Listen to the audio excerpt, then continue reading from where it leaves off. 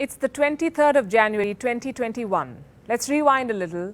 10 months ago, New York-based Foreign Affairs magazine predicted a catastrophe for India. 4 months later, the Boston Review called India's Wuhan virus response a quote-unquote humanitarian disaster. In August 2020, the Scientific American claimed India is in denial about the COVID-19 crisis. The BBC was quick to declare that New Delhi is staring at a disaster. This headline is now 3 months old.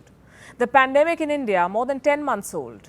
A year and a month have passed since the first case of the Wuhan virus was reported in China. A year and 10 days since the first case was reported outside China. Look at what the BBC has to say now.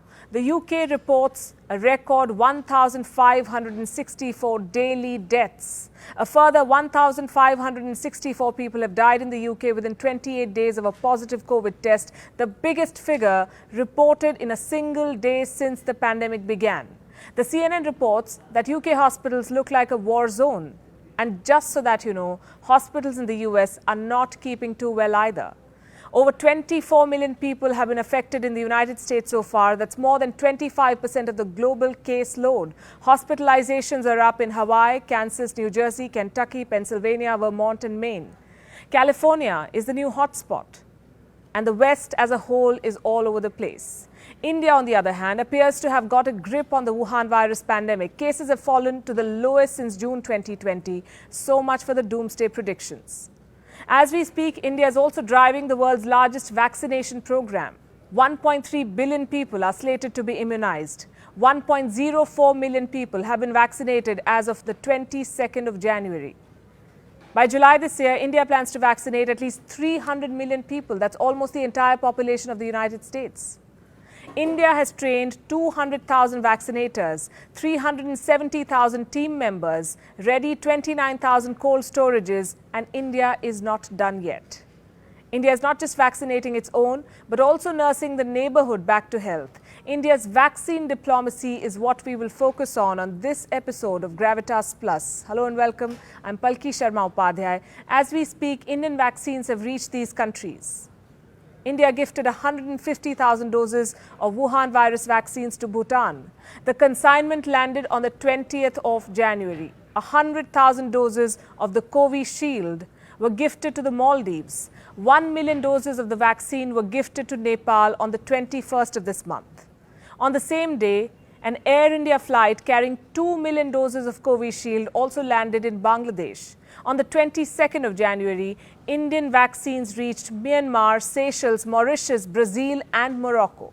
Myanmar received 1.5 million doses, Seychelles 50,000. All of these were free of cost. Sri Lanka and Afghanistan are next on the list. India is looking to donate around 10 million doses of vaccines.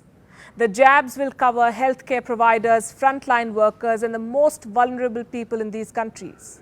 This is India's hashtag, Vaccine Maitri.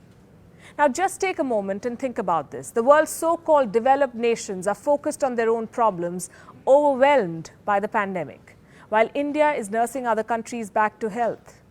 Even in times of a deadly pandemic, India is looking at her neighborhood first and healing the region with the highest population density. The demand for India's vaccines, however, goes beyond SAARC and beyond the subcontinent. Brazil and Morocco have just received their shipments under commercial agreements. Brazil bought 2 million doses of Indian vaccines, as did Morocco. The UK and Belgium have shown interest in buying vaccines from India. Dominica has sent an SOS letter to the Prime Minister of India, Narendra Modi. Prime Minister Roosevelt Skerrit wrote, "I request with great humility and respect that you assist us by donating the doses we need to make our population safe, optimally 70,000 first and second doses." Other developing nations like South Africa, Kenya and Nigeria are looking forward to Indian vaccines, as are many West Asian countries, including Saudi Arabia and the United Arab Emirates. Why is the world interested in Indian vaccines? A, they're cost effective and B, they're safe. The Moderna vaccine, for example, is expected to cost around $30, Sputnik V around $10. Now compare this to Covishield from India, approximately $6. Did you know India is home to the largest number of US FDA-approved vaccine manufacturing plants? Indian firms have a reputation for top-notch standards. If you watch WION, you would know this by now. India is known as the world's pharmacy. Vaccine developers from around the world have been tying up with Indian plants since the beginning of the pandemic. These are some of India's renowned vaccine manufacturers. India's pharma sector caters to 50% of the global vaccine demand, 40% of the generic demand in the United States, and 25% of all medicines in the UK. Indian drugs are exported to more than 170 countries globally. India is also home to the world's largest vaccine manufacturer, the Serum Institute of India. It produces 1.5 billion doses of vaccines every year. The UK's GlaxoSmithKline, in comparison, manufactures 0.69 billion doses. Sanofi from France manufactures 1 billion doses. America's Merck and Johnson & Johnson produce less than 0.2 billion doses every year. The Serum Institute of India is currently manufacturing the Oxford AstraZeneca Covishield vaccine. It will also supply 200 million doses of vaccines to the COVAX Alliance to distribute vaccines to poorer countries. India is ensuring equitable distribution of vaccines. As India's Prime Minister said, India is ready to save humanity with 2 made-in-India vaccines. India's vaccine diplomacy, on the other hand, will generate goodwill with the world. Bill Gates recently posted this. It's great to see India's leadership in scientific innovation and vaccine manufacturing capability as the world works to end the COVID-19 pandemic. Even WHO Chief Dr. Tedros heaped praise on India. Let me quote, "India continues to take decisive action and demonstrate its resolve to end COVID-19 pandemic as the world's largest vaccine producer. It's well placed to do so." It looks like the praise did not go down too well with China. One day after Dr. Tedros' testimony, China's mouthpiece, the Global Times, published this article. Don't go by the headline, read the text below. India hopes to counter the international influence of Chinese vaccines, even if China has always set its own pace and has no intention of competing. You see, China has a limitless checkbook. India has a robust infrastructure for vaccine manufacturing. While China tries to buy support, India is enhancing its global influence by extending support. China wreaked havoc in Nepal. India is healing Nepal. China debt-trapped Sri Lanka. India is trying to free Colombo from the clutches of the pandemic. China lied to Bangladesh about 110,000 doses of free vaccines. India sent 2 million doses of vaccine to Dhaka for free and without any clauses attached. China haunted the Maldives with repayment notices in the middle of the pandemic. India, on the other hand, is helping the country kickstart its tourism-driven economy by vaccinating the population. It is the first country to offer free vaccines to multiple nations. China had promised free vaccines to Myanmar, Cambodia and the Philippines. Last we checked, it remains just a promise.